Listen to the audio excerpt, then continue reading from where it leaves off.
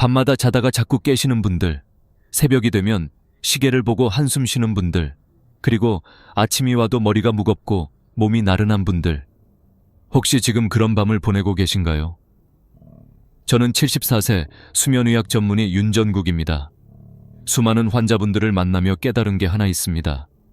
바로 잠을 못 자는 건 나이가 들어서가 아니라 몸이 보내는 신호를 잘못 읽고 있기 때문이라는 사실입니다. 저 역시 예전엔 이렇게 생각했습니다. 나이 들면 원래 잠이 줄지, 다들 그렇다잖아.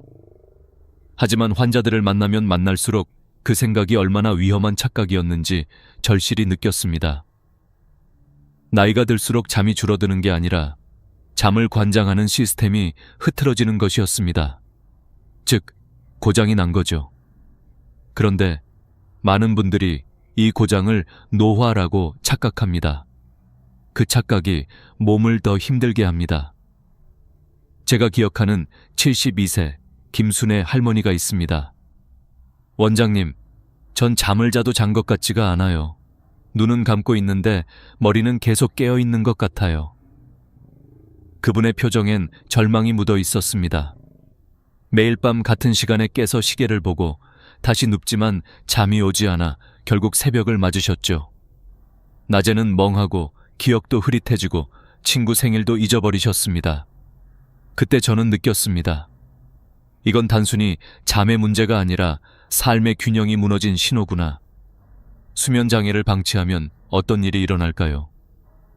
미국 국립수면재단 연구에 따르면 수면 시간이 6시간 미만인 사람은 심혈관 질환, 고혈압, 당뇨, 우울증, 치매의 위험이 2배 이상 높습니다. 왜일까요? 우리 몸은 밤에만 회복합니다. 낮 동안 손상된 세포를 고치고 면역세포를 만들고 뇌의 노폐물을 청소하는 시간이 바로 잠든 사이입니다. 그런데 잠이 부족하면 이 청소 시간이 사라지는 겁니다. 몸도, 마음도, 뇌도 쉬지 못하죠. 그래서 저는 오늘 여러분께 분명히 말씀드립니다. 수면 부족은 나이 탓이 아닙니다. 그리고 절대 그냥 지나가는 일도 아닙니다. 나이 들면 잠이 줄어든다는 건 잘못된 상식입니다. 실제로 60대, 70대라도 8시간 이상 숙면하시는 분들 많습니다. 그분들의 공통점은 하나입니다. 자기 몸의 신호를 제대로 듣고 환경을 바르게 만든다는 것. 제가 진료했던 76세 이영주 어르신은 처음 오셨을 때 이렇게 말했습니다. 원장님, 난 그냥 나이 탓인 줄 알았어요. 새벽 4시면 눈이 떠지고 그게 당연한 줄 알았죠. 그분은 2주 동안 제 조언을 실천했습니다. 잠자기 전 TV 끄기, 핸드폰 멀리 두기, 조명 낮추기, 매일 같은 시간 기상하기. 불과 10일 후 그분은 이렇게 말씀하셨습니다. 이상하죠? 새벽에 한 번도 안 깨고 6시까지 잤어요. 그때 저는 속으로 미소 지었습니다. 몸은 우리가 생각하는 것보다 훨씬 더 회복력이 강합니다. 사람의 뇌는 밤이 되면 수면 모드로 전환되어야 합니다. 그런데 현대인의 생활은 그 신호를 엉망으로 만듭니다. 밤에도 밝은 조명, 끊임없는 뉴스, 스마트폰 불빛, 이 모든 게 뇌에 아직 낮이다 라는 착각을 심어줍니다. 결국 멜라토닌이 분비되지 않고 잠은 멀어집니다. 몸은 쉬고 싶은데 뇌가 아직 시간이 아니야 라며 계속 깨어있는 상태. 그게 바로 수면장애의 시작입니다. 제가 40년 동안 환자를 보며 느낀 건 이겁니다. 잠을 잘 자는 사람은 특별한 게 아니라 단지 자연의 리듬을 거스르지 않는 사람이다. 우리는 모두 태어날 때부터 낮엔 빛을 보고 움직이며 밤엔 어둠 속에서 쉬도록 설계되어 있습니다. 하지만 나이가 들수록 세상은 더 밝아지고 더 시끄러워지고 마음은 더 복잡해집니다. 그래서 몸이 보내는 쉼의 신호를 잃어버린 겁니다. 여러분, 오늘부터 기억하세요. 수면장애는 몸이 보내는 경고문입니다. 나는 이제 좀 쉬고 싶다는 신호를 무시하지 마세요. 그 신호를 듣는 순간 회복은 이미 시작된 겁니다. 그리고 제가 지금부터 알려드릴 5가지 방법을 따라 하신다면 수면제 없이도 밤 10시부터 아침 6시까지 깊이 잘 수 있습니다. 그건 결코 꿈이 아닙니다. 오늘 밤부터라도 시작해보세요. 당신의 잠이 바뀌면 내일의 기분도 바뀝니다. 그리고 삶의 에너지가 다시 돌아옵니다. 그럼 이제 우리 몸속에서 잠을 부르는 스위치가 어떻게 꺼졌는지 그 비밀을 하나씩 풀어보겠습니다. 잠이란 건 사실 굉장히 정직한 친구입니다. 몸이 쉬어야 할 때 스스로 찾아오죠. 그런데 어느 순간부터 그 친구가 오질 않습니다. 문을 열어줘도 들어오지 않고 불을 꺼도 나타나지 않습니다. 이유는 단 하나, 잠을 부르는 스위치가 고장났기 때문입니다. 그 스위치의 이름이 바로 멜라토닌입니다. 멜라토닌은 뇌 속 송과선이라는 작은 기관에서 만들어지는 수면 호르몬입니다. 해가 지면 서서히 분비되기 시작해서 밤이 깊을수록 농도가 높아지고 새벽이 되면 줄어듭니다. 그래서 우리는 어두워지면 졸음이 오고 아침이 밝으면 눈이 떠지는 겁니다. 문제는 나이가 들수록 이 멜라토닌의 분비가 급격히 줄어든다는 데 있습니다. 젊을 때는 밤 10시만 돼도 스르르 눈이 감겼지만 60대 이후부터는 이 호르몬이 절반 이하로 떨어집니다. 신호등이 켜져야 잠이 드는데 그 불빛이 희미해진 셈이죠. 그리고 요즘엔 그 희미한 불빛마저 우리 스스로 꺼버립니다. 스마트폰, TV, 형광등 같은 인공 조명이 그 주범입니다. 우리 눈에는 망막이라는 빛을 감지하는 기관이 있습니다. 이 망막은 단순히 사물을 보는 역할뿐 아니라 빛을 통해 뇌에게 지금 낮이야 혹은 밤이야 라는 메시지를 보냅니다. 그런데 문제는 스마트폰이나 TV에서 나오는 파란빛, 블루라이트, 이 태양빛과 거의 비슷한 성질을 가지고 있다는 겁니다. 즉, 밤 10시에 드라마를 보거나 스마트폰을 보면 우리 뇌는 착각합니다. 아직 낮인가 보네. 멜라토닌 나올 필요 없어. 그 순간 수면의 스위치는 꺼져버립니다. 제가 진료했던 70세 김정순 할머니는 늘 이렇게 말씀하셨습니다. 원장님, 나는 잠이 안 와서 그냥 TV보다 졸리면 자요. 그분의 패턴을 살펴보니 밤 12시부터 새벽 2시 사이에야 겨우 잠이 들고 아침 6시면 눈이 떠졌습니다. 그래서 제가 말씀드렸죠. 할머니, 그건 잠이 아니라 피로에 의한 실신이에요. 몸은 자고 싶지만 뇌는 아직 깨어 있어서 억지로 꺼지는 겁니다. 이 말에 할머니는 한동안 조용히 앉아 계셨습니다. 그리고 나지막이 물으셨죠. 그럼 나는 이제 평생 이렇게 살아야 하나요? 저는 단호하게 말씀드렸습니다. 아니요, 할머니. 몸은 생각보다 훨씬 회복력이 강합니다. 단지 환경을 바꾸면 됩니다. 그날 이후 할머니는 자기 전 1시간 동안 TV를 끄고 스마트폰을 다른 방에 두기 시작했습니다. 그리고 조명을 노란 스탠드 조명으로 바꾸셨죠. 일주일 만에 전화가 왔습니다. 원장님, 이상하게 10시 반만 되면 눈이 저절로 감겨요. 그분의 목소리는 오랜만에 들뜬 아이 같았습니다. 멜라토닌은 그렇게 정직하게 반응합니다. 빛이 줄어들면 다시 나옵니다. 조용한 어둠 속에 몸을 두면 몸은 알아서 수면 모드로 전환됩니다. 이건 나이와 상관이 없습니다. 멜라토닌은 다시 불릴 수 있습니다. 그렇다면 어떻게 해야 멜라토닌이 다시 잘 나올까요? 비결은 간단합니다. 1. 밤엔 빛을 줄이고 아침엔 햇빛을 보라. 밤에는 조명을 낮추고 휴대폰 불빛을 피하세요. 대신 아침엔 커튼을 열고 햇살을 맞으세요. 낮에 빛이 강하면 강할수록 밤엔 멜라토닌이 잘 나옵니다. 2. 몸의 리듬을 일정하게 유지하라. 멜라토닌은 시간의 규칙을 좋아합니다. 매일 같은 시간에 자고 같은 시간에 일어나야 합니다. 그래야 뇌가 이 시간엔 자야 해 라고 기억합니다. 3. 식사와 카페인을 조절하라. 커피, 녹차, 초콜릿, 심지어 콜라도 카페인이 들어있습니다. 오후 2시 이후엔 절대 피하세요. 그리고 저녁은 가볍게 잠들기 3시간 전에 마무리하세요.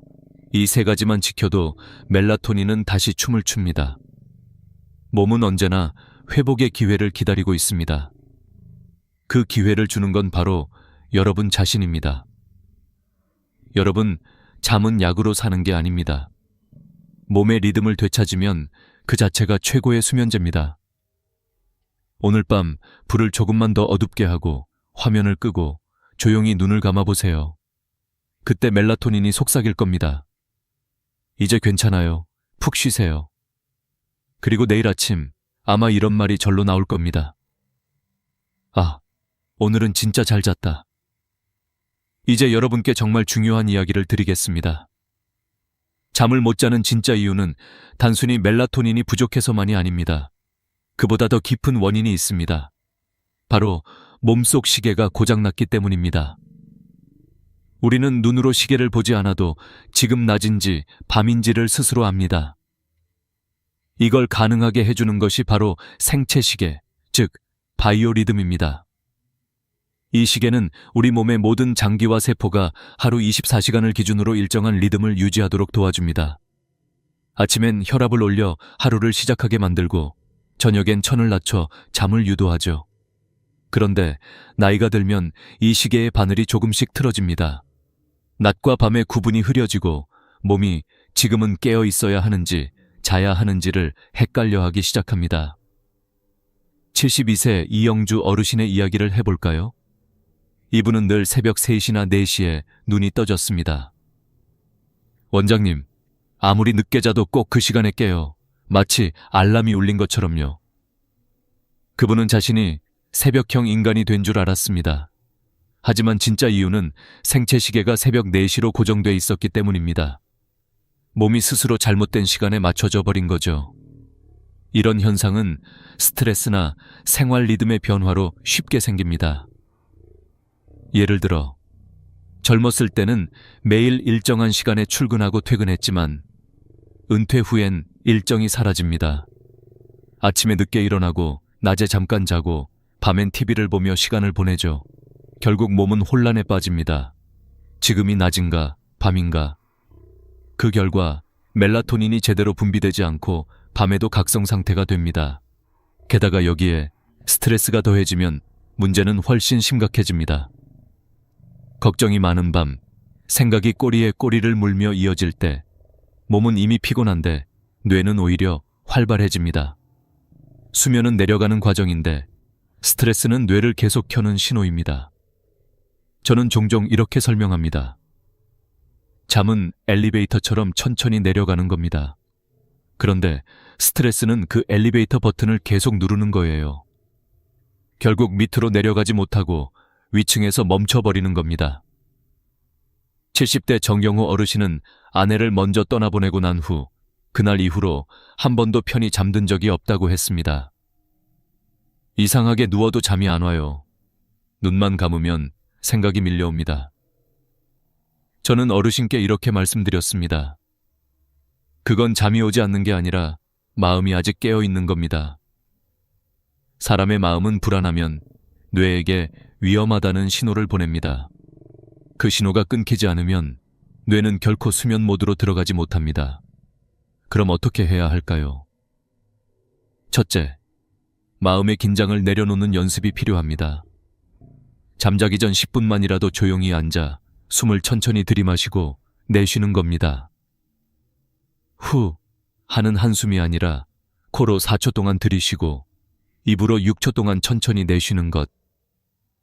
이 단순한 호흡만으로도 부교감 신경이 활성화되면서 뇌가 이제 쉬자고 인식합니다.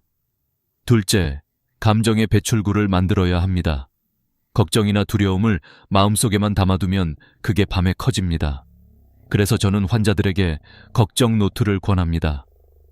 잠들기 전 그날 떠오르는 생각을 짧게 적는 겁니다. 오늘도 잠이 잘 올까 걱정된다. 내일 병원비가 부담된다. 이렇게 적고 나면 이상하게 마음이 조금 가벼워집니다. 뇌가 그 걱정을 종이에 넘겨준 거죠. 셋째, 낮의 활동을 회복해야 합니다. 많은 어르신들이 이젠 몸을 쓰기 싫다고 말씀하십니다. 하지만 움직이지 않으면 밤에 피곤함이 쌓이지 않습니다. 몸이 쓸 일이 없는데 굳이 잠들 이유도 없는 거죠. 잠은 노동의 보상입니다. 몸이 오늘 하루 고생했다고 느낄 때 비로소 찾아오는 친구예요. 73세 김병태 어르신은 이런 말을 했습니다. 원장님, 요즘은 잠이 안 와서 새벽까지 뉴스만 봅니다. 그래서 저는 권했습니다. 뉴스 대신 아침마다 동네 한 바퀴 걸으세요. 3주 뒤 어르신은 웃으며 말씀하셨습니다. 요즘은 저녁만 되면 눈이 스르르 감겨요. 이렇듯 몸의 시계는 빛, 리듬, 감정 세 가지로 움직입니다. 이 셋 중 하나만 망가져도 전체가 흔들립니다. 그러니 여러분, 잠이 오지 않는다면 약을 찾기 전에 먼저 물어보세요. 내 몸의 시계는 지금 몇 시인가? 만약 그 시계를 다시 맞출 수 있다면 그날 밤 당신의 몸은 스스로 불을 끄고 아침이 올 때까지 단 한 번도 깨지 않을 겁니다. 그리고 그 다음 날 눈을 뜨며 이런 말이 절로 나올 겁니다. 오늘은 정말 마음이 편하다. 이제부터는 여러분이 가장 궁금해하실 부분, 그래서 도대체 어떻게 해야 밤 10시부터 아침 6시까지 통잠을 잘 수 있나요? 그 해답을 구체적으로 알려드리겠습니다. 제가 40년 동안 환자들을 만나며 내린 결론은 단순합니다. 잠은 환경이 만든다. 수면제보다 강력한 약은 없습니다. 하지만 약보다 더 강력한 건 환경의 힘입니다. 그 첫 번째 비결은 바로 수면의 리듬을 만드는 것입니다. 잠은 갑자기 찾아오는 게 아닙니다. 몸이 지금은 자야 해 라는 신호를 기억할 때 자연스럽게 찾아옵니다. 그래서 저는 이렇게 말합니다. 졸릴 때 자지 말고 자야 할 때 자라. 많은 어르신들이 이렇게 말씀하십니다. 나는 졸릴 때 자요. 안 졸리면 그냥 TV보다 자요. 하지만 그건 몸의 리듬을 더 망가뜨리는 습관입니다. 졸릴 때 자면 오늘은 새벽 1시에, 내일은 11시에, 그 다음 날은 2시에 자게 됩니다. 이렇게 되면 몸은 언제 잠들어야 할지 혼란에 빠집니다.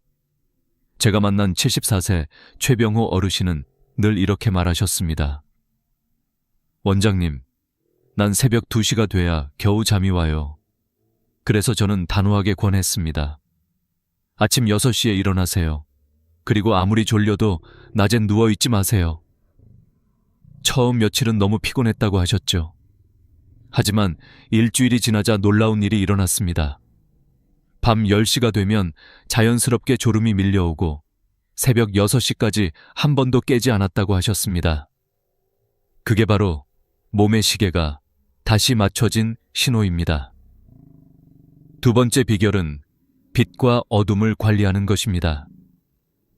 잠은 어둠이라는 신호를 받아야 시작됩니다. 조명이 너무 밝으면 뇌는 아직 낮이라고 착각하죠. 그래서 잠자기 전 1시간은 조명을 최대한 줄이세요. 밝은 형광등 대신 노란빛 스탠드 하나면 충분합니다. 그리고 TV나 스마트폰은 절대 금지입니다. 나는 드라마 보다가 잠들어요 라고 말씀하시는 분들 많지만 그건 진짜 잠이 아니라 피로로 인한 쓰러짐입니다. 화면 불빛은 멜라토닌 분비를 완전히 차단합니다. 심지어 그 효과는 30분 이상 지속되기 때문에 드라마가 끝나고 불을 꺼도 뇌는 여전히 깨어 있습니다. 제가 진료한 김말순 할머니는 밤마다 드라마를 보시다 새벽 2시에야 잠드셨습니다. 그게 유일한 즐거움이라서요. 그 마음을 이해합니다. 하지만 저는 이렇게 말씀드렸습니다. 할머니, 즐거움은 낮에 찾으셔야 합니다. 밤은 몸이 회복하는 시간이에요. 즐거움 대신 쉼을 주셔야 내일이 편안해집니다. 그날 이후 할머니는 드라마를 저녁 8시까지만 보시고 9시부터는 불을 낮추고 조용한 음악을 들으셨습니다. 3주 후 할머니는 웃으며 말씀하셨죠. 요즘은 밤 10시만 되면 눈이 절로 감겨요. 세 번째 비결은 저녁 이후의 습관을 바꾸는 것입니다. 의외로 많은 분들이 잠을 망치는 가장 큰 이유가 식사와 음료라는 사실을 모르십니다. 저녁 식사를 7, 8시에 하고 과일이나 커피를 마시며 TV를 보는 게 일상인 분들 많죠. 하지만 이게 바로 밤잠을 깨우는 주범입니다. 소화기관은 밤이 되면 쉬어야 합니다. 그런데 늦은 식사나 카페인은 위를 계속 자극합니다. 몸은 쉬고 싶은데 위장은 일하고 있으니 뇌도 함께 깨어 있는 겁니다. 70대 조복남 어르신은 이렇게 말씀하셨습니다. 난 밤에 커피 안 마셔요. 낮 3시쯤 한 잔 마시는데. 하지만 그 커피 한 잔의 카페인은 밤 10시까지 몸속에 남아 있었습니다. 결국 그 한 잔이 숙면을 방해한 겁니다. 그래서 저는 말씀드렸습니다.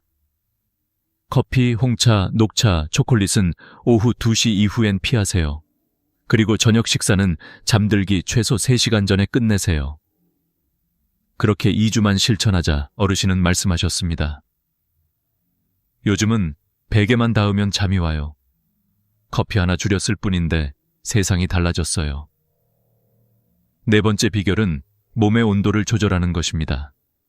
잠은 천이 떨어질 때 찾아옵니다. 그래서 손과 발이 따뜻해야 합니다. 잠들기 전 따뜻한 물에 손발을 담그거나 따뜻한 수건으로 닦아주면 혈액순환이 좋아지고 몸 중심의 열이 서서히 빠져나가면서 깊은 잠이 옵니다. 제가 기억하는 68세 김성자 할머니는 이렇게 하셨습니다. 매일 밤 족욕을 10분만 하고 다리를 살살 주무르셨죠. 그 결과 평생 먹던 수면제를 끊었습니다. 이게 이렇게 쉬운 일이었나요? 그분의 눈빛엔 오랜 고통에서 벗어난 안도감이 가득했습니다. 마지막으로 잠들기 전에 조용한 의식을 만들어 보세요. 책 한 장, 조용한 음악, 혹은 하루의 감사를 기록하는 노트. 이런 작은 의식이 뇌에게 이제 쉴 시간이야 라는 신호를 줍니다. 그 신호가 멜라토닌을 깨웁니다. 이 5가지 비결은 절대 어렵지 않습니다. 약도, 돈도, 기계도 필요 없습니다. 그저 시간과 의지만 있으면 됩니다. 오늘 밤 불을 조금 낮추고 조용히 숨을 내쉬어 보세요. 당신의 몸은 이미 알고 있습니다. 이제 잠들 시간이야. 그때 진짜 잠이 옵니다. 지금까지 잠의 리듬과 환경, 그리고 생활 습관에 대해 이야기했죠. 이제 마지막 단계입니다. 오늘 밤부터 바로 실행할 수 있는 실전 수면 루틴을 알려드리겠습니다. 약도, 기계도, 병원도 필요 없습니다. 단지 하루의 순서를 조금 바꾸는 것만으로 충분합니다. 먼저 아침의 시작이 가장 중요합니다. 잠은 밤에만 만들어지는 게 아닙니다. 아침부터 이미 오늘 밤의 잠을 준비하고 있는 겁니다. 햇빛은 우리 몸의 생체 시계를 다시 맞춰주는 강력한 신호입니다. 눈으로 빛을 보면 뇌는 지금은 낮이다 라고 인식하고 그 순간부터 정확히 14시간 뒤 멜라토닌이 분비되기 시작합니다. 즉, 아침 7시에 햇빛을 보면 밤 10시에 졸음이 찾아오는 시스템이 작동하는 거죠. 그래서 저는 환자들에게 항상 이렇게 말합니다. 아침엔 약보다 햇빛을 먼저 드세요. 창문을 열고 햇살을 10분만 쬐세요.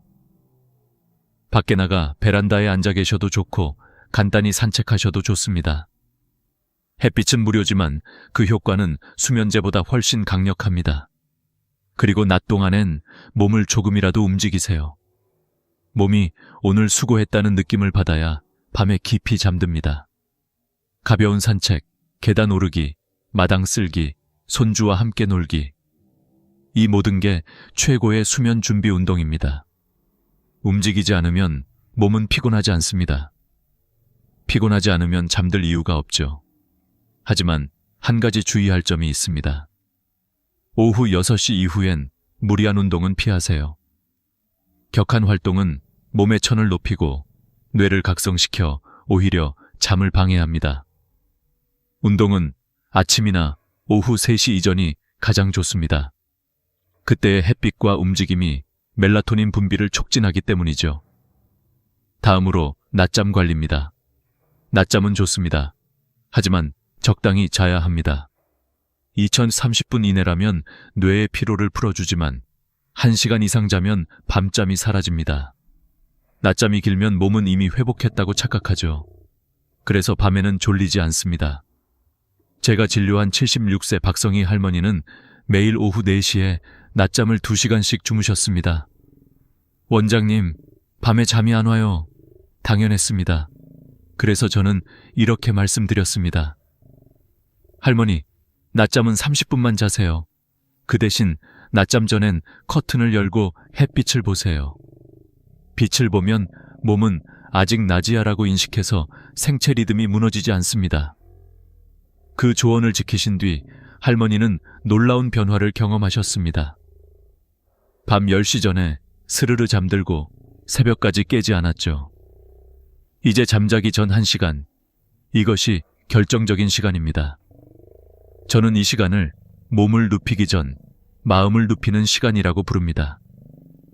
이때 해야 할 일은 단 3가지입니다.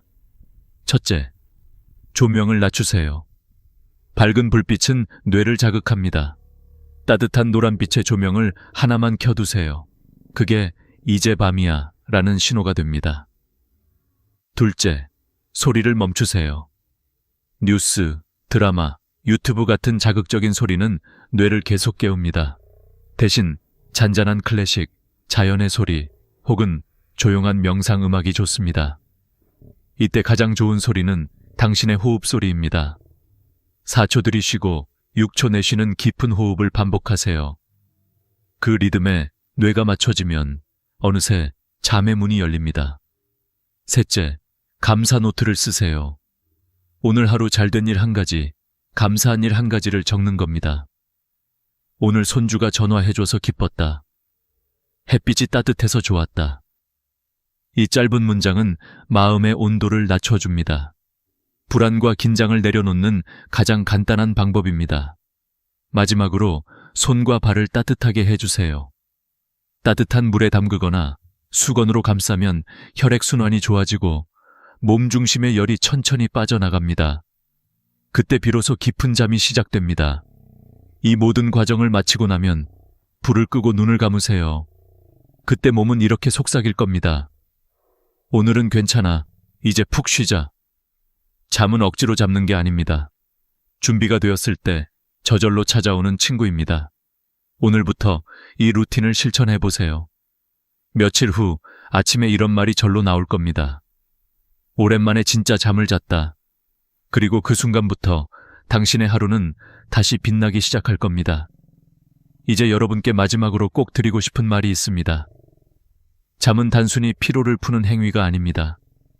잠은 우리 인생의 회복장치이며 기억을 저장하는 시간이고 몸과 마음이 다시 태어나는 순간입니다. 이 시간을 잃는다는 건 하루의 절반을 잃는 것과 같습니다. 저는 수많은 환자들을 만나며 이런 말을 자주 들었습니다. 원장님, 이 나이에 잠 좀 못 자는 게 뭐 그리 큰일입니까? 하지만 저는 단호히 말합니다. 잠을 잃는 순간 인생의 질도 함께 무너집니다. 한 번은 78세 정동철 어르신이 제게 찾아오셨습니다. 평생 새벽 4시에 일어나 시장에 나가시던 분이었죠. 이젠 일도 안 하는데도 그 시간이면 눈이 떠져요. 밤새 뒤척이다가 새벽엔 포기합니다. 그분의 눈은 피곤함으로 붉게 물들어 있었습니다. 제가 권해드린 건 약이 아니었습니다. 아침 햇빛, 규칙적인 산책, 저녁 식사 시간 조절, 그리고 잠들기 전 조용한 루틴, 그 단순한 4가지였습니다. 3주 후 그분은 다시 병원에 오셨습니다. 원장님, 덕분에 이제는 새벽 4시가 아니라 6시에 일어납니다. 그리고 아침 공기가 이렇게 상쾌한 줄 몰랐어요. 그 미소는 40년 동안 일하던 때보다 훨씬 밝았습니다. 그분이 하신 말씀 중 아직도 제 마음에 남은 한 문장이 있습니다. 잠을 되찾고 나니 인생이 다시 시작된 것 같습니다. 여러분, 잠은 단지 피곤한 몸을 쉬게 하는 시간이 아닙니다. 당신의 세포가 회복하고 기억이 정리되고 마음이 정돈되는 삶의 재부칭 시간입니다. 이 시간을 가볍게 여기지 마세요. 당신의 인생이 얼마나 풍요롭고 행복할 수 있는지는 얼마나 잘 자느냐에 달려 있습니다. 제가 말씀드린 5가지 원칙 꼭 기억하세요. 1. 아침 햇빛으로 하루를 시작하기. 2. 낮에는 몸을 움직이기. 3. 오후엔 카페인과 과식 피하기. 4. 밤 10시 이전에 조명을 줄이고 마음을 쉬게 하기. 5. 매일 같은 시간에 자고 같은 시간에 일어나기. 이 5가지를 실천하는 순간 당신의 몸은 기억할 겁니다. 이제는 편히 자도 괜찮아. 그리고 언젠가 당신도 이렇게 말하게 될 겁니다. 나는 이제 매일 밤이 기다려진다. 그 밤은 고요하고 따뜻하며 당신이 평생 꿈꿔왔던 진짜 휴식의 시간일 것입니다. 오늘 영상이 여러분께 작게나마 도움이 되었다면 지금 좋아요와 구독을 눌러주세요. 여러분의 그 한 번의 클릭이 더 많은 어르신들이 이 정보를 알고 편안한 밤을 되찾는데 큰 힘이 됩니다. 그리고 오늘 밤 이 영상을 보신 당신에게 제가 꼭 드리고 싶은 한마디. 오늘은 걱정 내려놓고 그냥 편히 주무세요. 당신의 몸은 이미 충분히 수고하셨습니다. 여러분 모두 편안한 밤 되세요. 그리고 내일 아침 이렇게 속삭이길 바랍니다. 오늘은 참 잘 잤다. 은행에서 현금을 찾으러 갈 때마다 왠지 모르게 마음이 불편했던 적 있으신가요? 창구 앞에 서서 돈을 인출하면서 이거 괜찮을까? 국세청에서 이상하게 보는 건 아닐까? 하고 괜히 신경이 쓰이셨던 적 말입니다. 사실 이건 누구나 겪는 자연스러운 감정이에요. 저도 오랜 세무 현장에서 수많은 어르신들을 만나 뵙다 보면 대부분이 이런 불안을 마음속에 품고 계셨습니다. 얼마 전 78세 김옥분 할머니께서 제 사무실로 찾아오셨습니다. 할머니는 제 손을 꼭 잡고 눈시울을 붉히셨습니다. 세무사님, 평생 아끼고 모은 돈인데 은행에서 몇백만 원만 찾아도 죄를 짓는 것 같아요. 국세청에서 다 보고 있는 것 같아서요. 자식들한테 피해 갈까봐 잠도 안 옵니다. 그 말씀을 들었을 때 저는 참 가슴이 먹먹했습니다. 김 할머니만의 이야기가 아니었기 때문입니다. 저는 수십 년간 상담하면서 똑같은 고민을 들어왔습니다. 병원비를 내기 위해, 손주들 용돈을 챙겨주기 위해, 혹은 생활비를 마련하기 위해 현금을 인출하려는데도 괜히 찜찜해서 한참을 망설이시는 분들. 이거 누가 보고 있는 건 아닐까? 괜히 자식들한테 피해 주는 건 아닐까? 이런 생각이 머리를 맴돌면서 마음이 편치 않다고들 하셨습니다. 그런데 여러분, 이 불안감은 결코 여러분만의 문제가 아닙니다. 지금 이 순간에도 전국의 수많은 어르신들이 똑같은 걱정을 하고 계십니다. 심지어 어떤 분은 현금을 찾는 대신 굳이 카드를 쓰거나 꼭 필요한 돈도 통장에서 꺼내지 못하고 그냥 놔두는 경우도 많아요. 괜히 움직였다가 문제 생기면 어쩌지? 그 생각 하나 때문에 자신이 땀 흘려 번 돈을 제대로 쓰지 못하는 겁니다.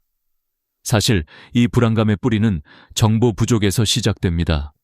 국세청이 우리 통장을 전부 들여다보고 있다는 오해, 그리고 현금을 조금이라도 인출하면 바로 조사받는다는 잘못된 소문들. 이런 이야기들이 입소문처럼 퍼지면서 사람들의 마음속에 두려움이 자리 잡았습니다. 하지만 제가 말씀드리고 싶은 건 아주 단순합니다. 국세청은 여러분의 모든 거래를 감시하지 않습니다. 감시받는다는 생각이 아니라 시스템적으로 확인이 가능한 구조라는 걸 아시면 훨씬 마음이 편해지실 겁니다. 제가 만난 또 다른 분, 82세 이광자 어르신은 이런 말씀을 하셨습니다. 세무사님, 현금을 찾을 때마다 은행 직원이 저를 의심하는 눈빛으로 보는 것 같아요. 하지만 그건 단지 어르신의 마음속 불안이 만든 착각이었습니다. 은행 직원도 법에 따라 정해진 절차를 지킬 뿐 누구 한 사람을 특별히 감시하는 건 아닙니다. 다만 일정한 금액을 초과하면 자동 보고되는 시스템이 있을 뿐이에요. 그건 범죄자만이 아니라 모든 국민에게 공통으로 적용되는 안전장치입니다. 이처럼 오해가 쌓여서 불안이 커진 거예요. 그래서 저는 이 영상을 통해 그 불안을 풀어드리고 싶었습니다. 김옥분 할머니처럼 밤잠을 설치지 않도록 여러분이 마음 편히 생활비를 인출하고 손주들에게 용돈을 주실 수 있도록 말이죠. 오늘 이야기의 목적은 단 하나입니다. 여러분의 평생 번 돈을 불안 없이 당당하게, 현명하게 사용하는 법. 그렇다면 국세청은 정말 우리 돈을 다 들여다보고 있을까요? 그리고 그 시스템이라는 건 도대체 어떻게 작동하고 있을까요? 다음 부분에서 그 눈의 원리, 즉 국세청이 우리 금융정보를 어떻게 받게 되는지를 아주 쉽게 풀어드리겠습니다. 이 구조를 이해하셔야 불안이 사라지고 제가 알려드릴 현금 인출의 황금률을 완벽히 이해하실 수 있을 겁니다. 이제 다음 이야기로 넘어가 볼까요? 우리의 통장에서 국세청까지 그 길의 진짜 구조를 하나씩 짚어드리겠습니다. 이제 많은 분들이 궁금해하시는 부분으로 넘어가 볼까요? 도대체 국세청은 어떻게 우리 통장 속 현금 흐름을 아는 걸까?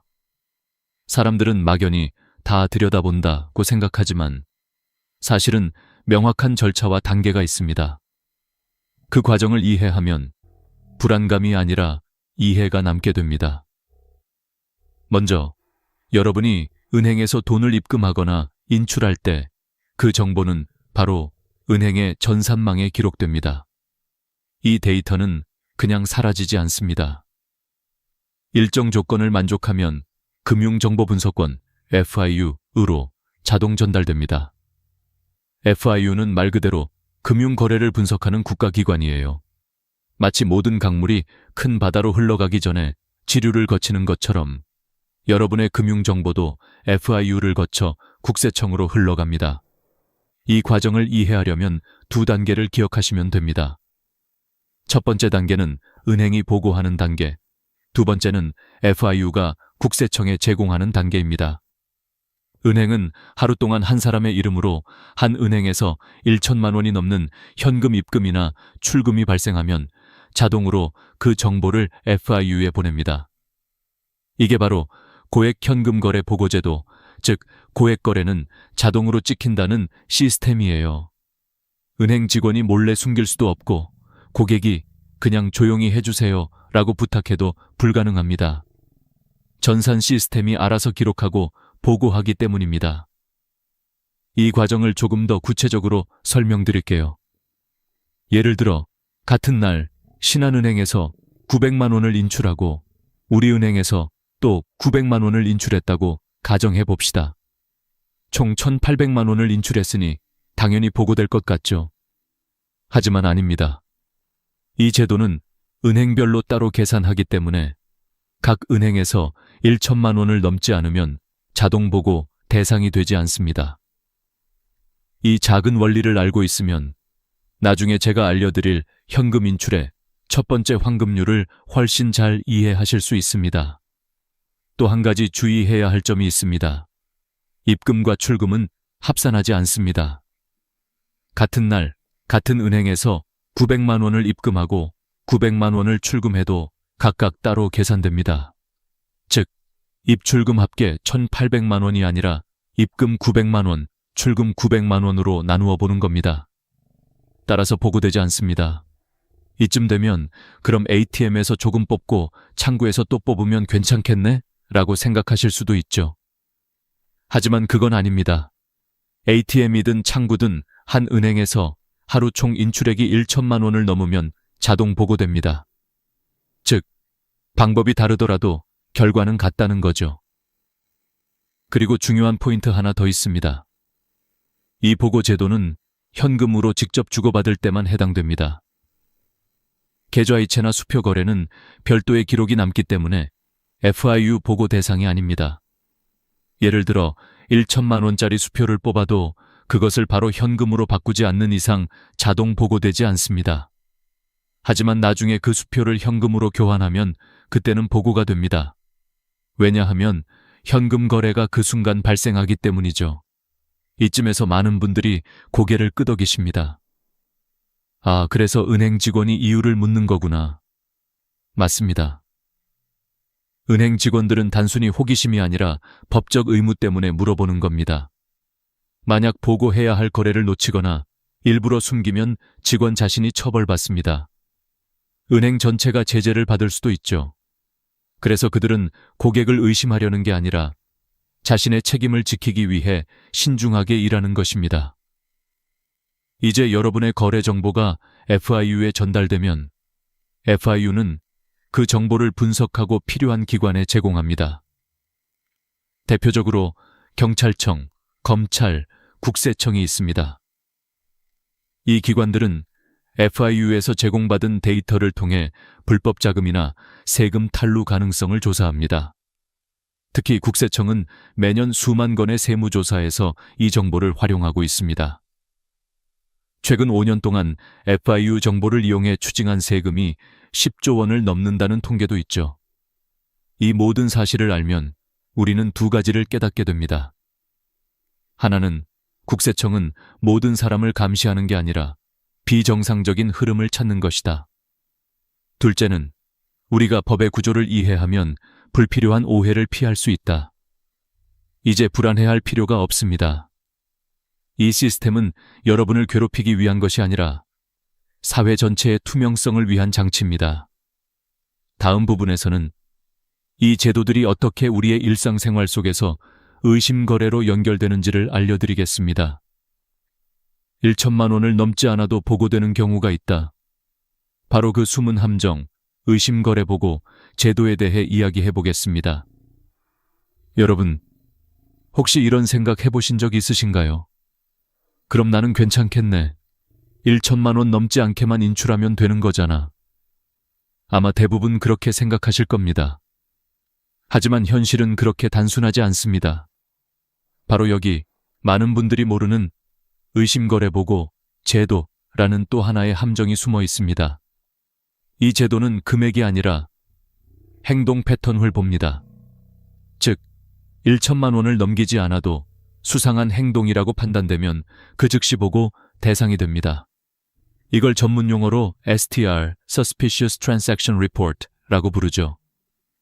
은행 직원이 거래 내역을 보다가 이건 조금 이상한데 하고 느끼면 FIU에 바로 보고할 수 있습니다. 자, 예를 하나 들어볼까요?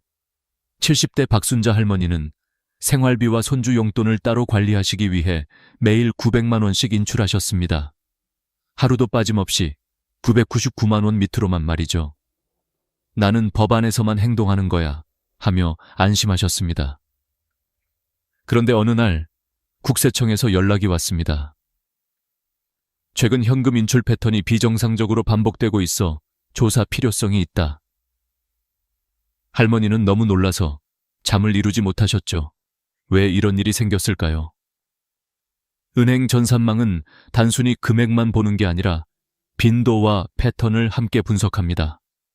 매일같이 900만 원씩 똑같은 금액을 인출한다면 누가 봐도 일부러 1천만 원을 피하려는 꼼수로 보일 수 있습니다.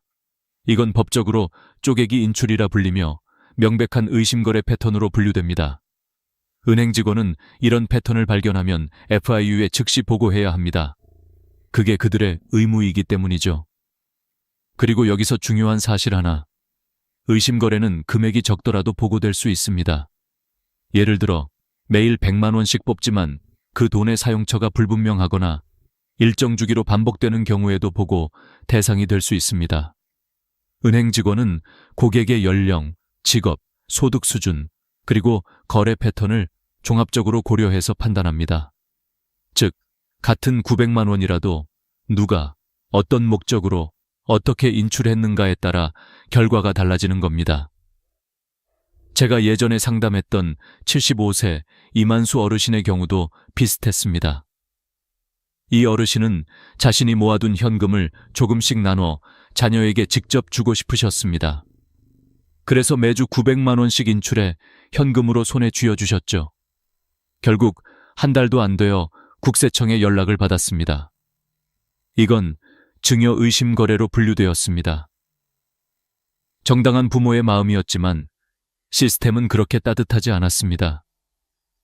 은행 직원 입장에서 생각해보면 이런 보고를 안 하면 오히려 처벌받을 수도 있습니다.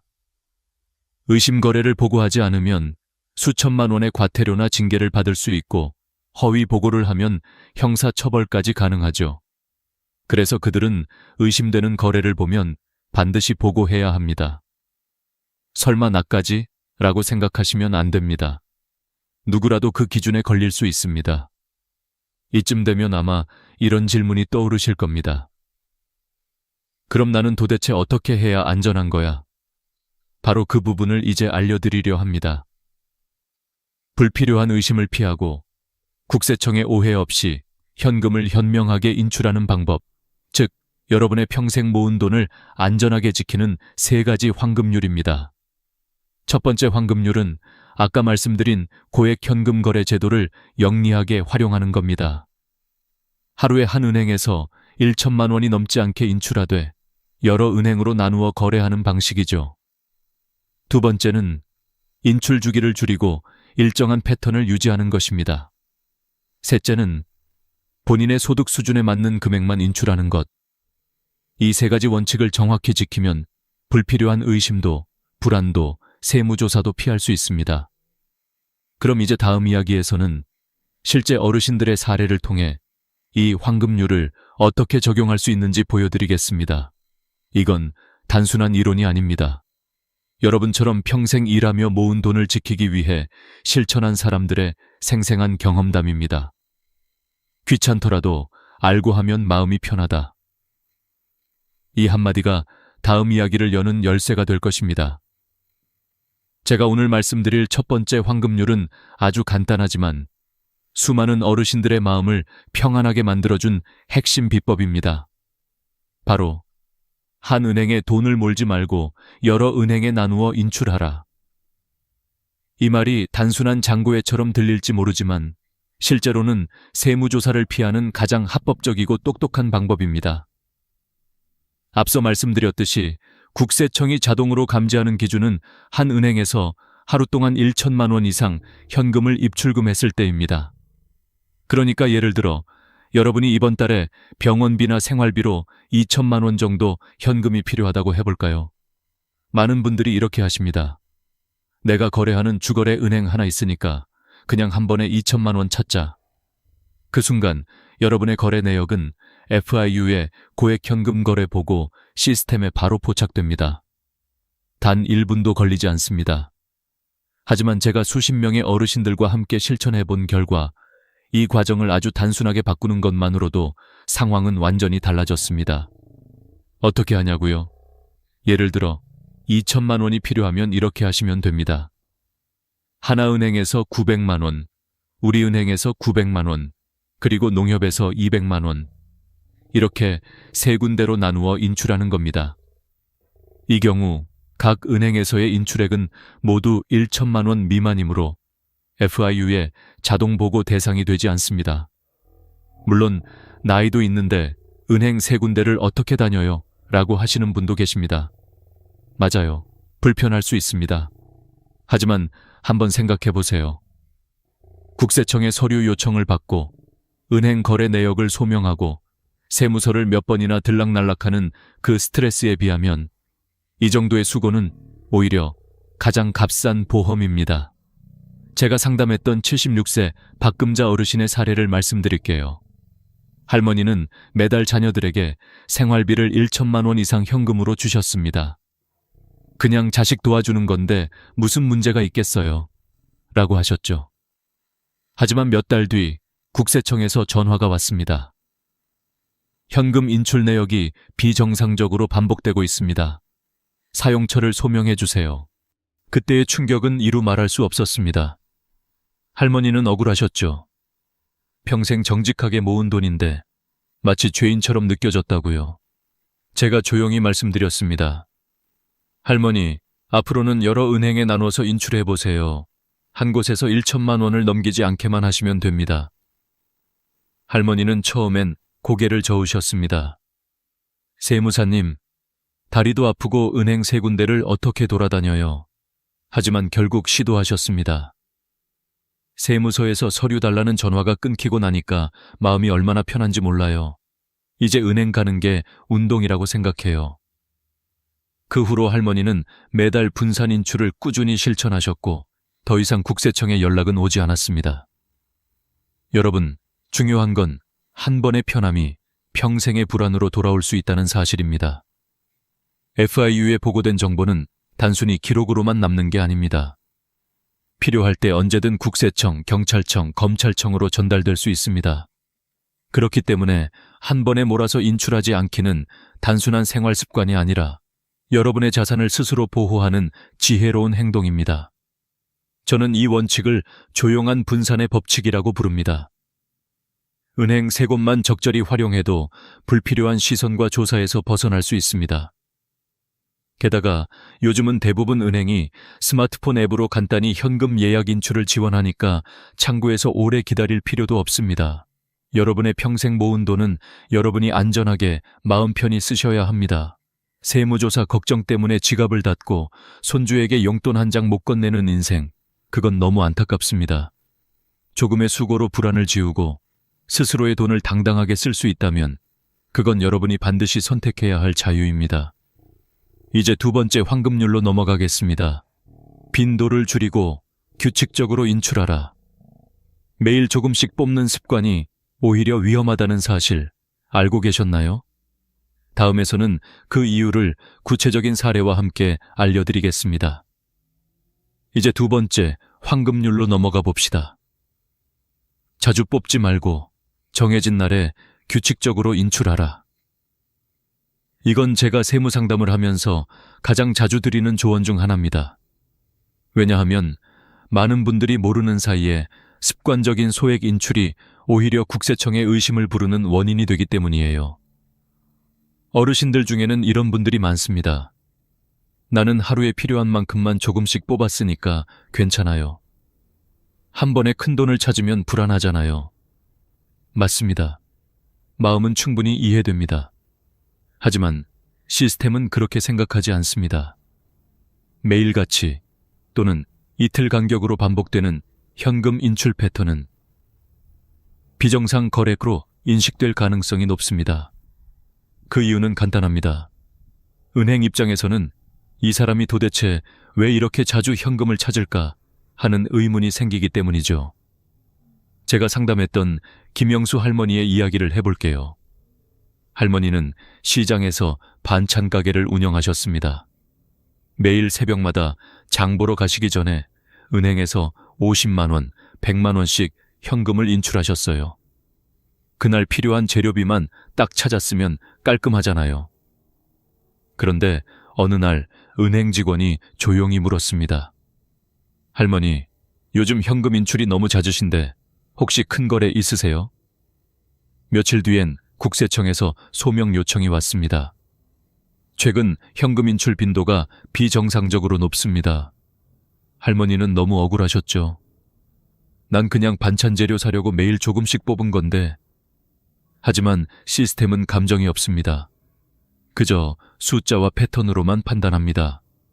매일 반복되는 인출, 이 비정상적인 현금 흐름, 그게 현실입니다.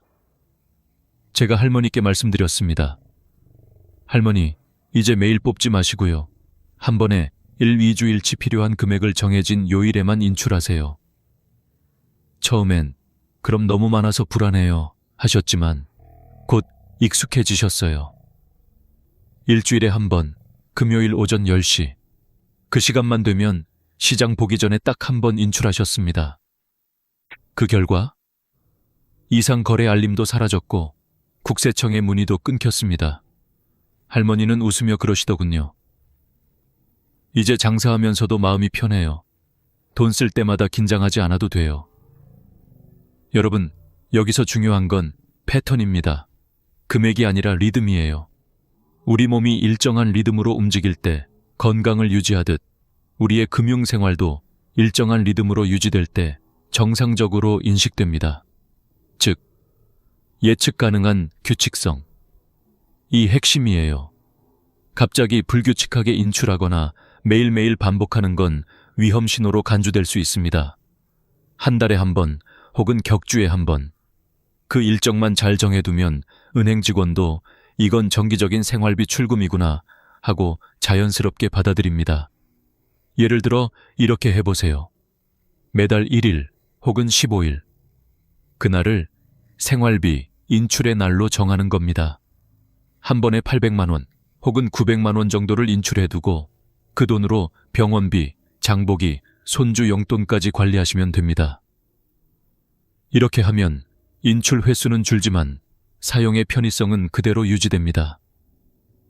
무엇보다 은행 시스템에서 여러분의 거래 패턴이 안정적으로 인식됩니다.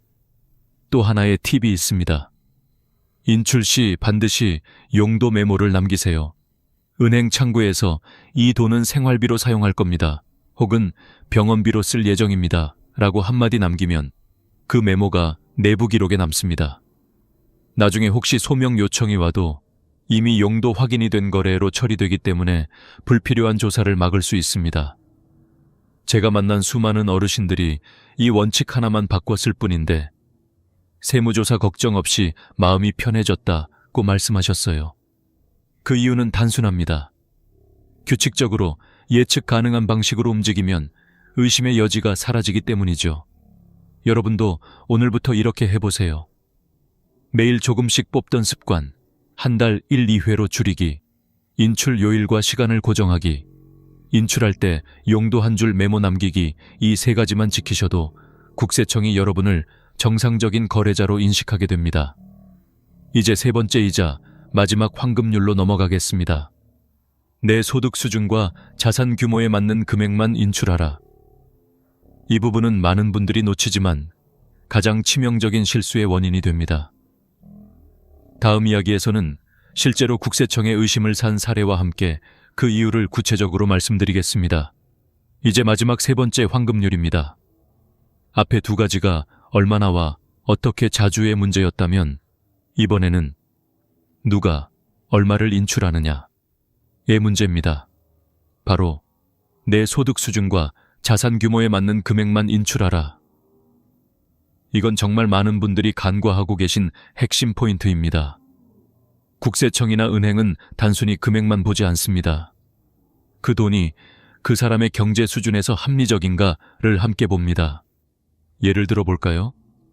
매달 연금 100만 원을 받는 분이 한 달에 900만 원씩 현금을 인출한다면 아무리 합법적인 돈이라 해도 은행 직원 입장에선 이렇게 생각할 겁니다. 아니, 이분은 어디서 이렇게 많은 현금이 나오지? 그 순간 그 거래는 소득 대비 과도한 현금 흐름구로 분류되고 FIU의 의심 거래로 보고될 수 있습니다. 제가 상담했던 이만수 할아버지의 사례가 바로 그런 경우였어요. 할아버지는 몇 년 전 살던 아파트를 팔고 일부 매매 대금을 현금으로 받아두셨습니다. 그 돈을 자녀들에게 나눠주기 위해 매달 500만 1천만 원씩 현금을 인출하셨죠. 그런데 몇 달 뒤 국세청에서 연락이 왔습니다. 고액 현금 인출이 반복되고 있으며 자금 출처를 소명하라. 할아버지는 너무 억울해 하셨습니다. 내가 평생 벌어 모은 돈인데 왜 조사까지 받아야 해? 이건 불법이 아니었지만 패턴상 비정상으로 보였기 때문이죠. 결국 저는 할아버지께 말씀드렸습니다. 이런 경우에는 계좌이체를 통한 자금 이동이 가장 안전합니다. 그리고 증여세 신고를 정식으로 진행해 드렸습니다. 그 결과 할아버지는 조사 대상에서 벗어났고 이제는 떳떳하게 자식들 도와줄 수 있어요 하며 환하게 웃으셨죠. 여러분, 여기서 배워야 할 교훈은 간단합니다. 소득 대비 합리적인 금액만 현금으로 인출하세요. 예를 들어 매달 연금 200만 원을 받으신다면 100만 150만 원 정도 현금 인출은 자연스럽습니다. 하지만 매달 700만 원, 900만 원씩 현금을 뽑는다면 그건 불필요한 의심을 살 수 있습니다. 또한 고액 현금이 꼭 필요하다면 출처 증빙을 반드시 준비해 두세요. 예를 들어 부동산 계약금이나 병원비처럼 큰 돈이 필요한 경우라면 부동산 매매 계약서, 병원 진료비 명세서 또는 현금 수입 증빙 자료를 함께 보관해 두는 겁니다. 이런 서류 하나가 세무조사를 막는 방패가 되어줍니다. 또 한 가지 중요한 포인트가 있습니다. 자녀나 손주에게 돈을 주실 때 절대 현금으로 건네지 마세요. 계좌이체로 보내고 증여세 신고를 함께 하라. 이게 가장 확실하고 안전한 방법입니다. 많은 어르신들이 현금으로 주는 게 전기죠. 하시지만 그 정이 나중에 세금 문제로 바뀌면 가족 간 오해가 생길 수 있습니다. 따뜻한 마음이 불필요한 부담이 되지 않게 기록을 남기세요. 제가 도왔던 전계자 할머니의 경우가 그렇습니다. 할머니는 손주 대학 등록금을 도와주려고 2천만 원을 현금으로 인출해 건네셨습니다. 그 후 3개월 뒤 국세청에서 연락이 왔습니다. 출처 불분명 현금 증여 의심. 할머니는 너무 놀라셨죠. 결국 저는 계좌이체 기록과 자녀 통장 입금 내역을 새로 만들어 제출했고 그제야 조사가 종결됐습니다. 아이고 세무사님, 다음부턴 그냥 계좌로 보내야겠어요. 그날 할머니는 고개를 끄덕이며 그러시더군요. 이처럼 현금 거래는 투명함이 생명입니다. 여러분이 아무리 정당하게 돈을 쓰더라도 기록이 없으면 시스템은 그것을 의심으로 인식합니다. 그러니 언제나 보이는 흔적을 남기세요. 마지막으로 정리해볼까요? 오늘 말씀드린 현금 인출의 3가지 환급률 꼭 기억하세요. 1. 한 은행에서 1천만 원 이상 인출하지 말고 여러 은행으로 나누기. 2. 인출 빈도를 줄이고 규칙적으로 정해진 날에만 인출하기. 3. 내 소득 수준과 자산 규모에 맞는 합리적 금액만 인출하기. 이 3가지만 지켜도 국세청의 의심을 받을 확률은 거의 제로에 가깝습니다. 여러분의 평생 모은 돈, 여러분의 손으로 지키셔야 합니다. 세무조사보다 더 무서운 건 괜히 걸릴지도 모른다는 불안감입니다. 그 불안이 여러분의 마음을 병들게 하니까요. 오늘부터라도 이 환급률을 기억하고 실천해보세요. 여러분의 통장은 더 이상 불안의 상징이 아니라 평안의 증거가 될 것입니다. 그리고 혹시라도 어려운 부분이 있다면 전문가와 상의하세요. 한 번의 상담이 수년간의 걱정을 덜어줄 수 있습니다. 다음 영상에서는 여러분의 자산을 안전하게 전달하는 법, 즉 증여와 상속의 실수 없는 절세 전략을 다루어 보겠습니다. 놓치지 않으시려면 구독과 알림 설정을 꼭 눌러주세요.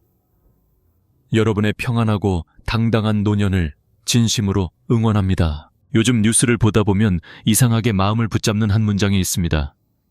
지금 통장에 100만 원도 없는 노인이 급격히 늘고 있다. 그 말을 처음 들었을 때 나는 그저 남의 이야기라고 생각했습니다.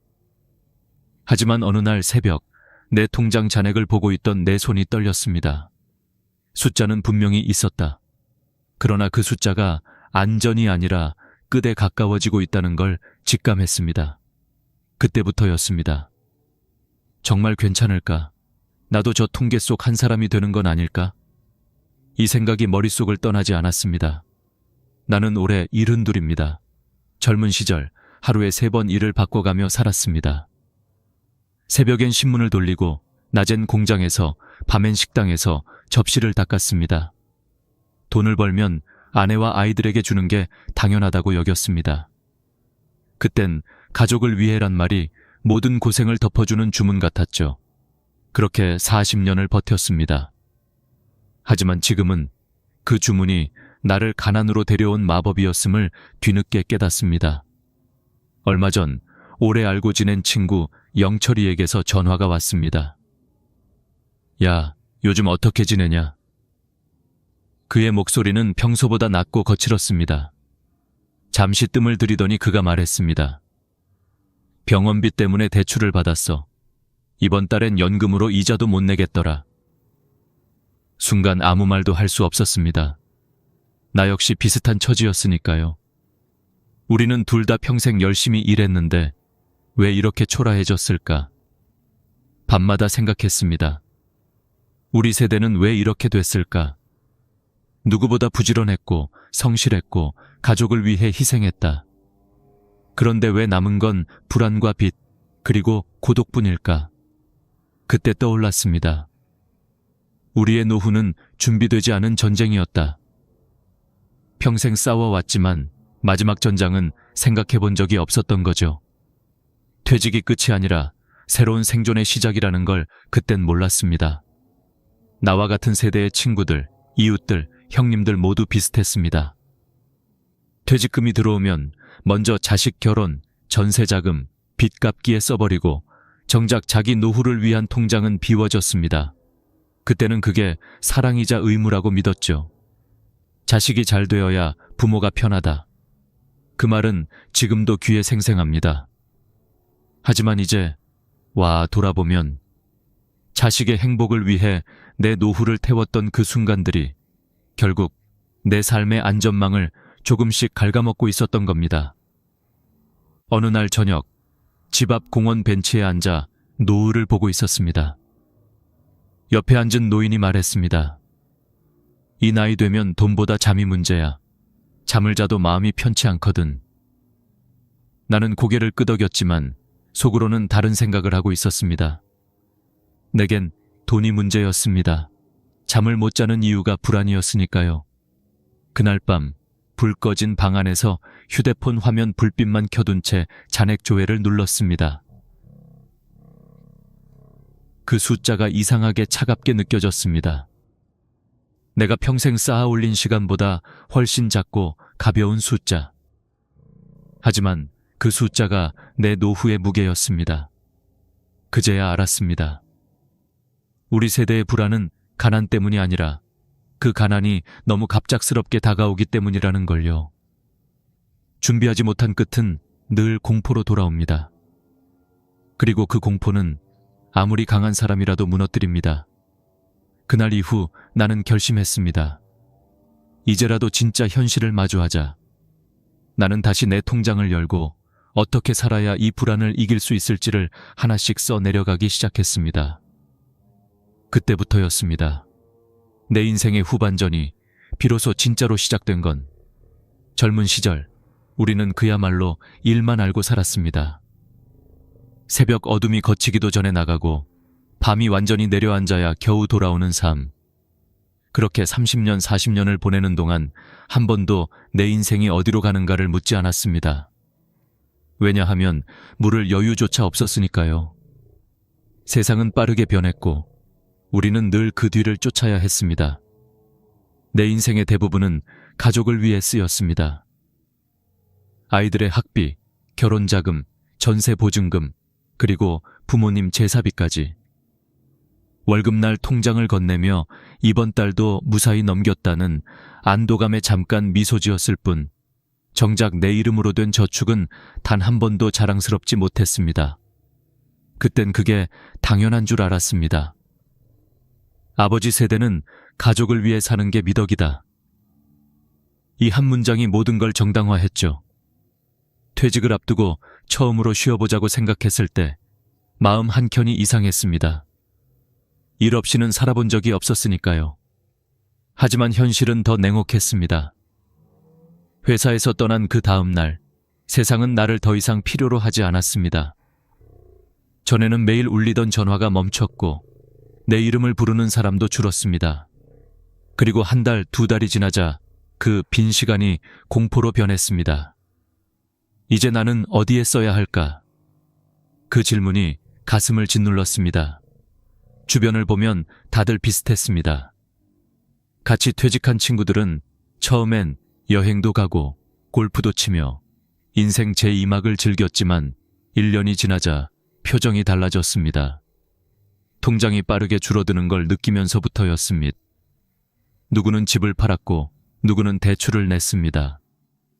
그중 하나, 내 고등학교 동창인 병수는 어느 날 이렇게 말했습니다. 야, 우리가 평생 일했는데 왜 이렇게 불안하냐? 그 많던 세월의 노력은 다 어디로 간 거냐? 그 말이 오래 마음에 남았습니다. 돌이켜보면 우리 세대는 돈을 버는 법은 배웠지만 지키는 법은 배우지 못했습니다. 그리고 감정적으로는 강했지만 경제적으로는 무방비 상태였습니다. 자식이 대학만 가면, 결혼만 하면 이제 좀 편하겠지. 그렇게 스스로에게 위로했지만 현실은 달랐습니다. 아이들이 독립하고 나서야 깨달았죠. 이제는 도와줄 사람도 기대할 사람도 없다는 걸요. 어느 날 옆집 김어르신이 쓰러졌다는 소식을 들었습니다. 평생 공무원으로 일한 분이었는데 병원비 때문에 집을 팔고 월세로 옮겼다고 합니다. 그분이 남긴 말이 잊히지 않습니다. 평생 남을 위해 살았는데 마지막은 나 자신을 위해 살아야 하지 않겠니? 그 말이 내 마음을 깊이 찔렀습니다. 그래서 나도 그날부터 내 삶을 돌아보기 시작했습니다. 나는 계산기를 들고 그동안 벌었던 돈을 대충 합산해 봤습니다. 40년 동안 모은 월급과 보너스를 다 합치면 6억 원이 넘습니다. 하지만 지금 내 통장엔 400만 원이 전부입니다. 그 돈은 다 어디로 갔을까요? 자식 결혼, 부모 병간호, 경조사, 대출 이자, 모두 사랑이라는 이름으로 흘러나갔습니다. 사랑은 분명 아름답지만 한 가지 사실을 잊고 살았습니다. 사랑에는 방향이 있어야 한다. 그 방향이 언제나 나를 완전히 지워버리는 쪽이었다는 걸 이제야 깨달은 겁니다. 그 후로 나는 사람들을 유심히 보기 시작했습니다. 공원 벤치에서 혼자 도시락을 먹는 노인, 폐지를 줍는 아주머니, 지하철에서 잠든 어르신. 그들은 모두 한때 누군가의 부모였고 자식에게 헌신했던 이들이었습니다. 하지만 지금은 누구의 이름도 불리지 않는 존재로 남아 있었습니다. 그 모습 속에서 나는 나 자신을 봤습니다. 저 사람과 내가 뭐가 다르지? 정답은 없었습니다. 단지 시간 차이뿐이었죠. 그날 이후 나는 매일 아침 거울을 보며 다짐했습니다. 이제는 나를 위해 살아야겠다. 그게 이기심이 아니라 늦은 깨달음이라는 걸 믿으면서요. 그렇게 나는 내 인생의 두 번째 절반을 다시 쓰기 시작했습니다. 다시 배우고, 다시 계산하고, 다시 일어나는 법을 말입니다. 누가 늦었다고 말해도 나는 이제야 진짜 내 삶의 주인이 된 것 같았습니다. 나이 들어서야 비로소 보이는 게 있습니다. 그것은 돈보다 무서운 게 습관이라는 사실입니다. 평생 동안 익숙하게 믿어왔던 가치관이 내 노후를 무너뜨리고 있었다는 걸 깨닫는 순간 나는 오랫동안 손에 쥐고 있던 것들을 하나둘 내려놓기 시작했습니다. 내가 처음으로 인정한 건 이겁니다. 우리가 가난해진 건 운 때문이 아니다. 구조 때문이다. 그 구조 속에는 4가지의 그림자가 숨어 있었습니다. 첫 번째 그림자, 가족을 위한 희생입니다. 이건 우리의 가장 큰 자랑이자 동시에 가장 큰 함정이었습니다. 우리 세대에게 가족은 신앙과도 같았습니다. 부모가 자식을 위해 모든 걸 내주는 건 의무였고 사랑의 증거였습니다. 하지만 그 사랑은 종종 자신을 지워버리는 희생으로 변했습니다. 퇴직금이 들어오면 자식 결혼 비용부터 챙겼고 노후 자금은 늘 나중에로 미뤘습니다. 결국 그 나중은 한 번도 오지 않았습니다. 자식이 성공하면 괜찮을 줄 알았지만 세상은 그렇게 간단하지 않았습니다. 자식도 버거웠고 세대 간의 거리도 커졌습니다. 사랑이 미덕이던 시대는 갔지만 우리는 여전히 그 자리에 서 있었습니다. 두 번째 그림자는 체면이었습니다. 나는 이 단어가 얼마나 무섭고 집요한지를 늦게야 깨달았습니다. 결혼식, 돌잔치, 장례식, 경조사. 남들이 어떻게 볼까를 의식하며 감당할 수 없는 돈을 썼습니다. 그때는 인정받고 싶다는 마음이었지만 시간이 지나자 그 체면은 고스란히 빚으로 남았습니다. 나는 빚을 갚으며 이렇게 중얼거렸습니다. 그때 조금만 덜 보여줬다면 지금 이렇게는 안 됐을 텐데. 체면은 우리를 품위 있게 만들어주는 게 아니라 현실을 가려버리는 가면이었습니다.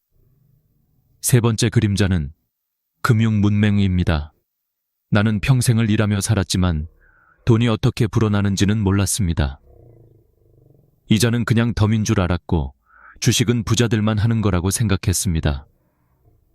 그런데 은퇴 후 주변에서 이건 확실해. 요즘 다 이거 한다는 말을 듣고 따라 하다 보니 몇 달 만에 평생 모은 돈이 반토막이 났습니다. 그때 처음으로 깨달았습니다. 나는 돈을 번 게 아니라 돈에게 끌려다녔구나. 우리는 일하는 법은 배웠지만 돈을 지키는 법은 배우지 못한 세대였습니다. 학교도 직장도 사회도 우리에게 그걸 가르쳐주지 않았습니다. 그래서 늙어서야 다시 돈 공부를 시작해야 했습니다. 마지막 그림자, 그리고 가장 깊은 상처는 자식에 대한 사랑입니다. 이건 부정할 수도 없고 후회만으로 끝낼 수도 없습니다. 내 자식만큼은 나처럼 살게 두지 않겠다. 그 다짐으로 살아온 세대가 바로 우리입니다. 하지만 그 사랑이 때로는 자식을 약하게 만들고 부모를 무너뜨렸습니다. 내가 알고 지내던 한 할머니는 이렇게 말했습니다. 나는 자식에게 평생 주기만 했는데 이제는 한 번쯤 받아보고 싶어요. 그 말이 가슴을 후벼 팠습니다. 사랑이 빚이 되고 헌신이 후회로 바뀌는 순간, 그건 부모의 상처이자 자식의 부담이 됩니다. 이 네 가지 그림자가 얽혀 만들어낸 게 바로 노후 빈곤입니다. 하지만 진짜 문제는 그 누구도 그걸 탓하지 않는다는 겁니다. 모두가 그땐 어쩔 수 없었지라며 고개를 숙입니다. 그러나 나는 이제 다르게 말하고 싶습니다. 어쩔 수 없었다는 말로는 내 인생을 설명할 수 없습니다. 그건 변명이 아니라 유언과도 같은 무력감이니까요. 우리가 정말로 해야 할 일은 반성보다는 인식의 전환입니다. 자식을 사랑해도, 체면을 지켜도, 돈을 몰라도 이제는 스스로를 지키는 법부터 배워야 합니다. 늦었어도 괜찮습니다. 배움엔 나이가 없고 변화엔 시기가 없습니다. 가장 중요한 건 내가 바뀌겠다고 마음먹는 지금 그 순간입니다. 그날 밤 나는 조용히 일기를 썼습니다. 오늘 나는 깨달았다. 내가 가난한 이유는 돈이 없어서가 아니라 사랑과 체면, 두려움이 내 삶의 주인이었기 때문이다. 그 한 문장을 적으며 이상하게 눈물이 났습니다. 그러면서도 마음 한켠엔 작은 희망이 피어올랐습니다. 이제부터라도 바꿀 수 있다는 믿음이었죠. 그 믿음이 내게 두 번째 인생의 불씨가 되었습니다. 그날 이후 나는 매일 아침 습관처럼 하던 행동을 바꿨습니다. 먼저 커피 대신 물을 마시고 뉴스를 보기 전 통장을 열었습니다. 그 숫자를 보는 게 두려웠지만 피하지 않기로 했습니다. 왜냐하면 두려움을 인정해야 비로소 대책이 보이기 때문입니다. 처음엔 잔액을 보는 것만으로도 가슴이 쿵쾅거렸습니다. 이걸로 다음 달까지 버틸 수 있을까? 하지만 며칠 지나자 이상하게도 마음이 조금씩 편해졌습니다. 숫자를 바라보는 일이 더 이상 공포가 아니라 현실이 되었기 때문입니다. 나는 작은 수첩을 하나 샀습니다. 표지엔 내 삶의 구조라고 적었습니다. 그리고 그 안에 모든 걸 적기 시작했습니다. 수입, 지출, 빚, 그리고 습관까지. 처음에는 숫자가 엉망이었습니다. 매달 들어오는 돈은 98만 원, 국민연금 45만 원, 아르바이트비 30만 원, 기타 용돈 23만 원. 하지만 나가는 돈은 130만 원이었습니다. 매달 32만 원의 적자. 그게 내 현실이었습니다. 그제야 보였습니다. 그동안 보지 못했던 새는 구멍들. 휴대폰 요금 8만 원, 보험료 12만 원, 경조사비 10만 원, 모임 회비 5만 원. 거의 절반이 의무감이라는 이름으로 빠져나가고 있었습니다. 그래서 결심했습니다. 남이 아니라 나를 기준으로 지출하자. 그날부터 휴대폰 요금을 절반으로 줄였고 불필요한 보험을 해지했습니다. 모임은 한 달에 한 번만 나가기로 했습니다. 대신 그 시간에 근처 초등학교 급식실 아르바이트를 시작했습니다. 하루 3시간, 월 40만 원. 처음엔 몸이 힘들었지만 사람들과 웃고 이야기하다 보니 마음이 훨씬 가벼워졌습니다. 무엇보다 다시 누군가에게 필요한 존재라는 감정이 나를 살렸습니다. 일을 시작하고 3달쯤 지났을 때 통장 잔액이 드디어 200만 원을 넘었습니다. 그 숫자를 보며 나는 눈을 감고 깊게 숨을 쉬었습니다. 그래, 이제야 숨통이 트인다. 그날 밤 오랜만에 숙면을 했습니다. 그리고 나는 그때 깨달았습니다. 가난은 돈이 없는 게 아니라 움직이지 않을 때 생기는 병이라는 걸요.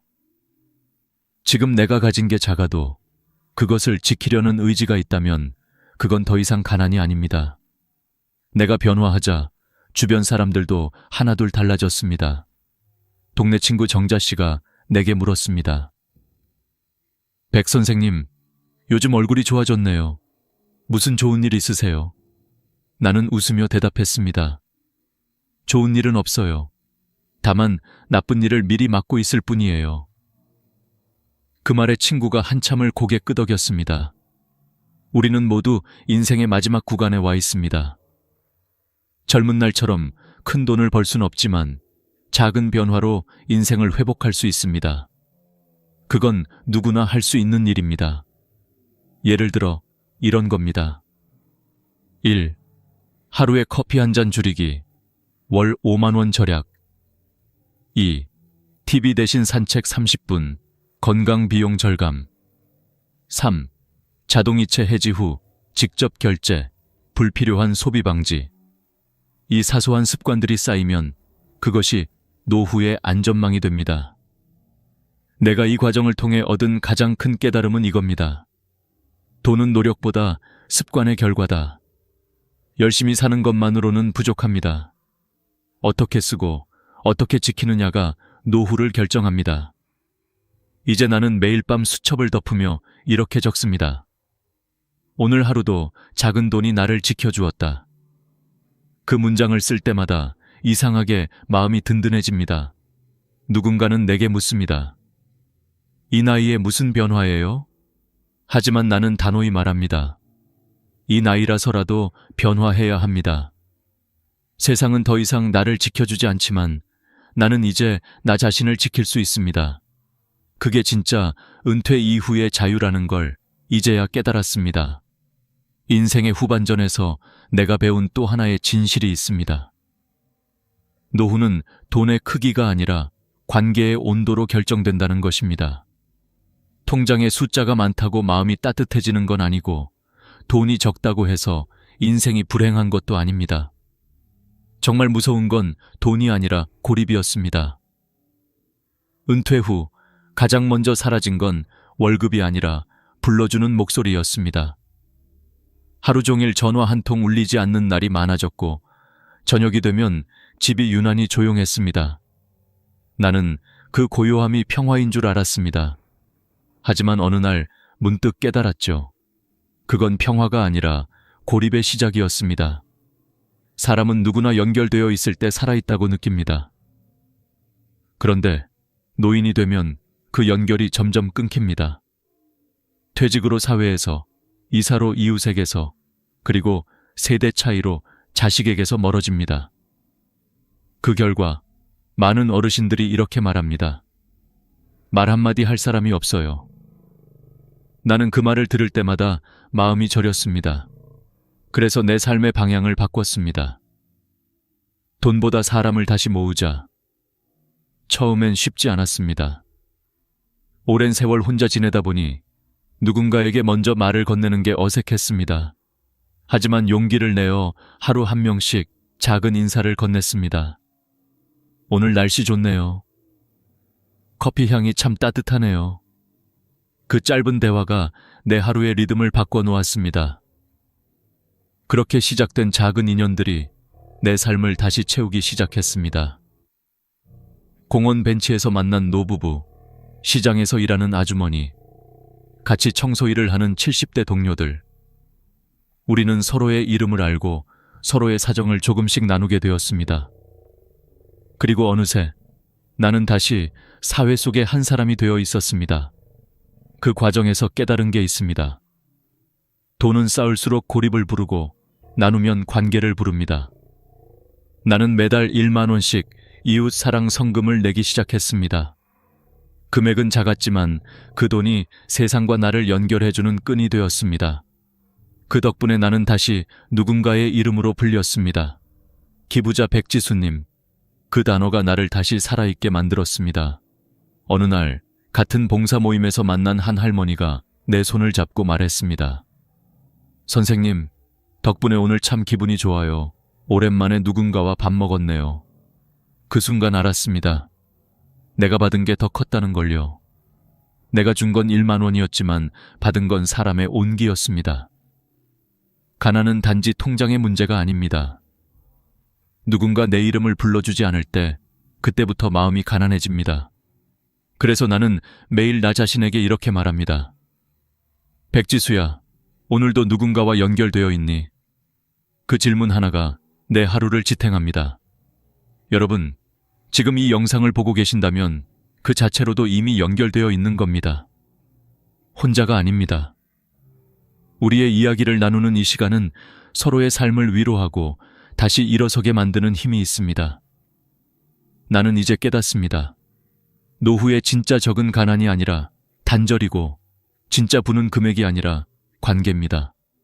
그리고 그 관계를 지키는 첫걸음은 나부터 먼저 손 내미는 용기라는 걸요. 오늘 하루 여러분도 작은 인사를 건네보세요. 이웃에게, 가족에게, 혹은 오래 연락하지 못한 친구에게. 잘 지내요. 그 한마디면 충분합니다. 그 말이 누군가의 하루를 밝히고 당신의 마음을 따뜻하게 할 겁니다. 인생의 마지막 계절에 필요한 건 크고 화려한 재산이 아니라 내 이름을 기억해주는 단 한 사람입니다. 그 한 사람이 있다면 그건 이미 성공한 노후입니다. 이제 나는 노후를 두려움이 아니라 배움의 시간으로 받아들입니다. 젊은 시절엔 앞만 보고 달렸지만 지금은 멈춰서 뒤를 봅니다. 그 안에는 후회도, 감사도, 그리고 깨달음도 함께 있었습니다. 그중 가장 깊게 남은 건 이 한 가지입니다. 돈보다 중요한 건 마음의 자세다. 나는 오랜 시간 돈을 목표로 삼고 살았습니다. 돈이 있어야 안전하고 행복할 거라고 믿었습니다. 하지만 세월이 지나고 보니 돈은 도구일 뿐이었습니다. 도구는 어떻게 쓰느냐에 따라 삶을 살리기도 망치기도 합니다. 그걸 깨닫고 나니 비로소 지혜로운 노후의 의미가 보이기 시작했습니다. 이제 나는 돈을 나를 자유롭게 하는 수단으로 생각합니다. 돈을 모으는 이유는 불안해서가 아니라 선택할 자유를 지키기 위해서입니다. 그 자유는 거창하지 않습니다.